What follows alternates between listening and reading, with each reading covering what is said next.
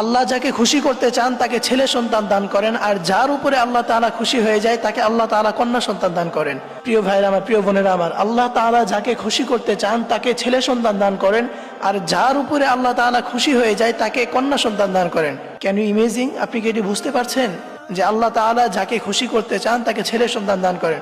এর মানে কি যে আল্লাহ তাআলা হয়তো আপনাকে খুশি করতে চেয়েছেন, এই জন্য কন্যা সন্তান দান করেছেন, আর আল্লাহ তাআলা যার উপর খুশি হয়ে আছেন তাকে আল্লাহ তাআলা কন্যা সন্তান দান করেন।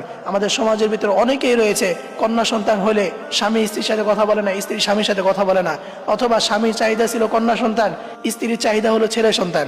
এরকম অনেক রয়েছে, এক একজনের চাহিদা এক এক রকম হয়। কিন্তু স্ত্রীর চাহিদা অনুযায়ী যদি ছেলে সন্তান না হয় তাহলে স্বামীর সাথে কথা বলে না, আবার স্বামীও যদি তার চাহিদা অনুযায়ী কন্যা সন্তান না হয় তাহলে স্ত্রীর সাথে কথা বলে না, একজন আরেকজনের সাথে মন কষাকষি করে বসে থাকে। এরকম অনেকেই রয়েছে যে সন্তান নিয়ে তারা স্বামী স্ত্রী একে অপরের সাথে কথা বলে না। অথচ আপনাকে জানতে হবে যে আল্লাহ রাব্বুল আলামিন যাকে ইচ্ছা তাকে কন্যা সন্তান দান করেন, যাকে ইচ্ছা আল্লাহ তাআলা ছেলে সন্তান দান করেন। আল্লাহ রাব্বুল আলামিন বলছেন, ইয়াহাবু লিমান ইয়াশাউ ইনাসা ওয়া ইয়াহাবু লিমান ইয়াশাউ যুকুর। আল্লাহ যাকে ইচ্ছা ছেলে সন্তান দান করেন এবং যাকে ইচ্ছা আল্লাহ তাআলা কন্যা সন্তান দান করেন। এতে আপনার আমার কোনো কিছু নয়, এতে স্বামী স্ত্রীর কোনো হাত নয়। এই জন্য প্রিয় ভাই এবং প্রিয় বোনেরা আমার, আপনারা কখনো এই কাজটি করবেন না। মনে রাখবেন, সন্তান এটা আপনাদের হাতে কোনো কিছু না। আল্লাহ তাআলা যাকে যেটা ইচ্ছা সেটাই দান করবেন। আল্লাহ যাকে ইচ্ছা ছেলে সন্তান দান করবেন এবং যাকে ইচ্ছা আল্লাহ তাআলা কন্যা সন্তান দান করবেন।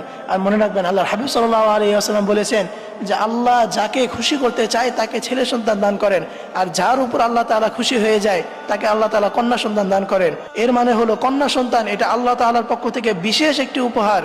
এই জন্য কন্যা সন্তান হলে আরো আপনি খুশি হয়ে যাবেন। মনে রাখবেন, এই কন্যা সন্তান যদি কারো হয় তাহলে আল্লাহ তাআলা তার উপর খুশি হয়ে গেছেন।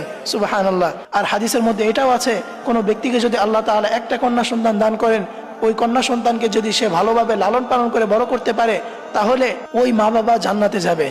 এবং কারো যদি দুইটা কন্যা সন্তান তাকে যদি সে ভালোভাবে লালন পালন করতে পারে তাহলে সে দুইটা জান্নাতের মালিক হয়ে যাবে। এই জন্য কন্যা সন্তান হলে কখনোই আপনি মন খারাপ করবেন না, কখনোই স্বামী স্ত্রী একে অপরের সাথে ঝগড়া করবেন না। মনে রাখবেন, এটা জাহিলি প্রথা, জাহিলি যুগে এমনটা ছিল। কন্যা সন্তান হলে তারা জীবন্ত পুঁতে ফেলতো। আপনারা কখনো জাহিলি যুগের প্রথা অবলম্বন করবেন না, অন্যথায় আপনি কিন্তু জাহান্নামে চলে যাবেন। মনে রাখবেন, কন্যা সন্তান এটি হচ্ছে আল্লাহ তাআলার পক্ষ থেকে বিশেষ একটি উপহার।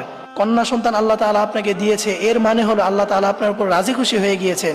এতে করে আপনার আরো খুশি হওয়ার কথা, এতে করে আপনি আরো আনন্দিত হবেন যে আল্লাহ তাআলা আপনার উপর রাজি খুশি হয়ে গিয়েছেন। এই জন্য কখনোই আপনি মন খারাপ করবেন না। আল্লাহ তাআলা সকল ভাই এবং বোনদেরকে এই কথাগুলো বোঝার এবং আমল করার তৌফিক দান করুক। সকলেই পড়ি আমিন।